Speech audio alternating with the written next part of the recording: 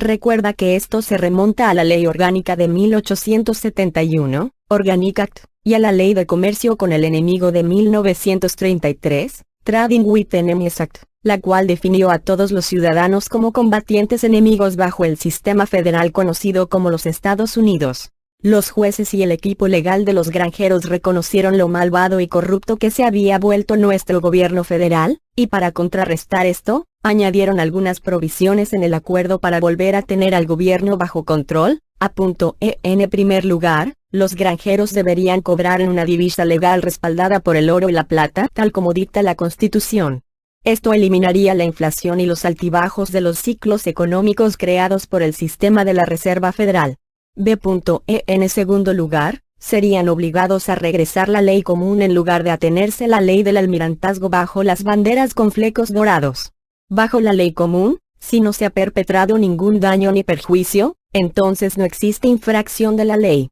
Esto eliminaría millones de leyes que se utilizan para controlar a las masas y proteger a los políticos corruptos. C. Por último, el IRS tendría que ser desmantelado y reemplazado por un sistema nacional de impuestos. Esta es la base de la ley Nesara. Cuando el equipo legal finalmente acordó una cifra, cada individuo recibiría una media de $20 millones de indemnización por cada demanda, multiplicado por un total de 336,000 demandas que fueron interpuestas contra el gobierno federal norteamericano. El total de la indemnización ascendería a la escalofriante cifra de $6,600 billones, $6.60 trillón. Nota de la traductora: en Estados Unidos un billón son 1,000 millones, y un trillón es 1,000,000 de millones, por tanto, sus trillones son nuestros billones. El Tribunal Supremo de los Estados Unidos ordenó el secreto de sumario, eliminó toda la información del registro federal, y guardó todos los registros en los archivos del Tribunal Supremo. Hasta ese momento, el senador Sam Nunn había guardado los documentos del caso Baskerville en su oficina. Se llegó a un acuerdo fuera de los tribunales y la decisión fue sellada por Janet Reno.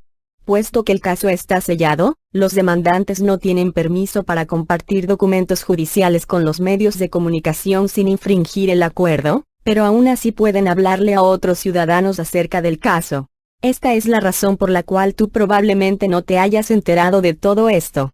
En 1991 Roy Schwasinger compareció ante un comité del Senado para presentar pruebas de las actividades delictivas de los bancos y de los gobiernos. Les informó de que la Corporación de los Estados Unidos estaba vinculada al establecimiento de un nuevo orden mundial que establecería un gobierno mundial fascista gobernado por los banqueros internacionales. Así que en 1992 se reunió un grupo operacional de más de 300 militares retirados y 35 en activo que apoyaban incondicionalmente la ley constitucional. Este grupo de trabajo se encargaba de investigar a los funcionarios gubernamentales, oficiales del Congreso, jueces, y la Reserva Federal. Jefe de operaciones navales, Admiral Jeremy Boorda. General David Cloud. Exdirector de Inteligencia Central, William Colby descubrieron la práctica común de soborno y extorsión cometidos por ambos senadores y jueces. La actividad delictiva era tan rampante que solo 2 de los 535 miembros del Congreso se consideraban honestos. Pero lo más importante es que llevaron a cabo, por primera vez, una auditoría de la Reserva Federal. La Reserva Federal era utilizada para dar órdenes a los políticos y no tenía ninguna intención de ser auditados. Sin embargo, después que se les informó que sus oficinas serían asaltadas a punta de pistola por militares si era necesario, aceptaron la investigación. Después de revisar sus archivos, los militares encontraron $800 trillones en cuentas que deberían haber sido aplicados a la deuda nacional. Y, contrariamente a la propaganda del gobierno federal, también descubrieron que la mayoría de las naciones, de hecho, debían dinero a los Estados Unidos en lugar de ser al revés. Estos trillones, a continuación se colocaron en cuentas de bancos europeos, con el fin de generar los enormes fondos necesarios para pagar las demandas colectivas de los agricultores. Después este dinero se tenía que convertir en la base de los programas de prosperidad. A pesar de estos golpes mortales, el presidente George H.W. Bush y los Illuminati continuaron con sus planes de esclavitud mundial. En agosto de 1992 los militares exigieron al presidente Bush que firmara un acuerdo que iba a devolver a los Estados Unidos el derecho constitucional, y se le ordenó que no usara más el término Nuevo Orden Mundial. Parecía que Bush pretendía cooperar, pero planeó una orden ejecutiva el 25 de diciembre de 1992 para lograr su nuevo orden mundial de todos modos, la cual habría cerrado de forma indefinida todos los bancos, dando a Bush una excusa para declarar la ley marcial. Bajo el caos de la ley marcial, Bush pretendía instalar una nueva constitución que habría mantenido a todo el mundo en el mismo cargo y posición durante 25 años, y habría eliminado todos los derechos para elegir a nuevos funcionarios. El ejército intervino e impidió que Bush firmara la orden ejecutiva.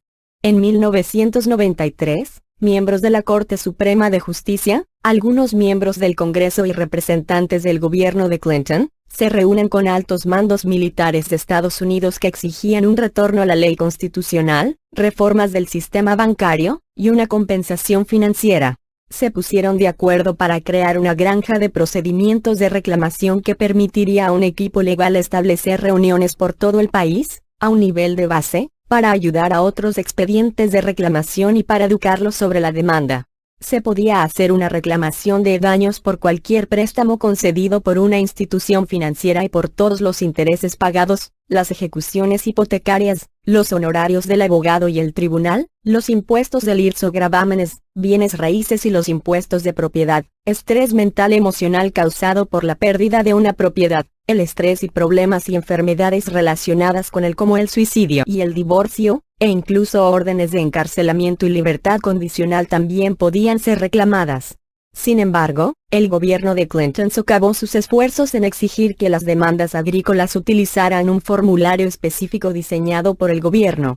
Ese imponía una cuota administrativa de $300 por cada reclamación, y fue utilizado más adelante, en el año 1994, como base para detener a los líderes del equipo legal como Royce Schwasinger. El gobierno tenía tanto miedo de lo que dirían durante su juicio en Michigan, que tomó medidas adicionales para ocultar la verdadera naturaleza del caso. A los empleados del condado del Palacio de Justicia no se les permitió trabajar de lunes a jueves durante el curso del juicio. Y fuera de la corte, agentes del FBI rondaban por el perímetro evitando que los medios de comunicación y los visitantes supieran lo que estaba pasando. El acoso y las represalias por parte del gobierno aumentaron, y muchos fueron enviados a prisión o asesinados en la cárcel. A pesar de estar protegido por su personal militar, del general del ejército que adquirió el título original de 1933 sobre la bancarrota de los Estados Unidos fue encarcelado, asesinado y reemplazado por un doble. Este doble fue utilizado como señuelo para evitar cualquier otra reclamación presentada. Durante la primera administración Clinton, los militares retrasaron muchos de los nombramientos federales de Clinton hasta que estuvieron seguros que estos individuos ayudarían a restablecer la ley constitucional. Uno de estos individuos que se comprometió a llevar a cabo los cambios necesarios fue la fiscal general Janet Reno. De acuerdo con la sentencia del Tribunal Supremo del 3 de junio de 1993, Janet Reno ordenó a la Fuerza Delta y los Navy SEALs que fueran a Suiza, Inglaterra e Israel para recuperar trillones de dólares en oro robado por el sistema de la Reserva Federal de las Reservas de Oro Estratégicas. Estas naciones cooperaron con el allanamiento porque se les prometió que sus deudas contraídas con los Estados Unidos serían canceladas, y porque la gente que robó el dinero de los Estados Unidos también robó el dinero de sus naciones. Estos lingotes tenían el propósito de ser usados para respaldar la nueva moneda con metales preciosos. Ahora están con seguridad almacenados en el complejo de NORAD en Colorado Springs, Colorado, y otros 4 repositorios. La acción de Janet Reno enfureció tanto al poder de turno, que provocó su muerte.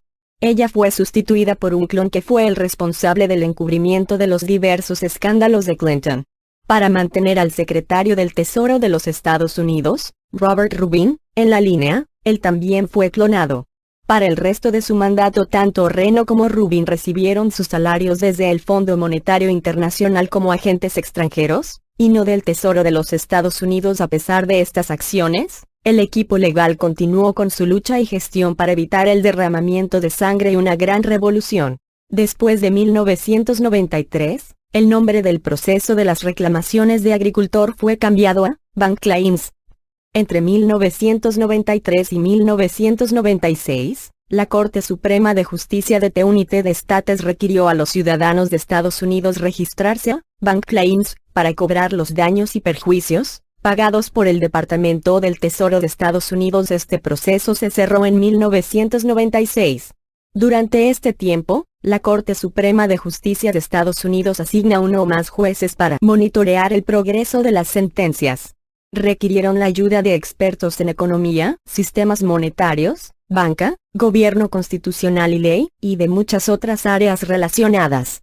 Estos jueces construyeron coaliciones de apoyo y asistencia a miles de personas en todo el mundo. Se les conoció como los Caballeros Blancos. El término, Caballeros Blancos, fue tomado del mundo de las grandes empresas. Se refiere a una compañía vulnerable que es rescatada, por una corporación o una persona rica, de una adquisición hostil. Para implementar los cambios necesitados, los 5 jueces emplearon años negociando cómo tendrían lugar las reformas. Más tarde, decidieron establecer algunos acuerdos, también conocidos como los acuerdos, con el gobierno de Estados Unidos, el Fondo Monetario Internacional, el Banco Mundial, y con numerosos países como el Reino Unido y de la zona euro. Dado que estas reformas impactarían al mundo entero, el FMI, el Banco Mundial y otros países tenían que estar involucrados.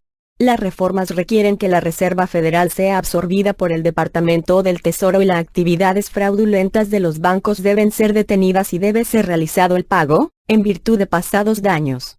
En 1998, los militares que estuvieron en el origen de las reclamaciones de los granjeros se dieron cuenta de que los jueces del Supremo no tenían intención de hacer cumplir los acuerdos, por lo que decidieron que la única forma de implementar las reformas sería a través de una ley aprobada por el Congreso. En 1995, un documento de 75 páginas conocido como NESARA, la Ley para la Reforma de la Seguridad Económica, fue enviada al Congreso, donde reposó, inerte, durante casi un año.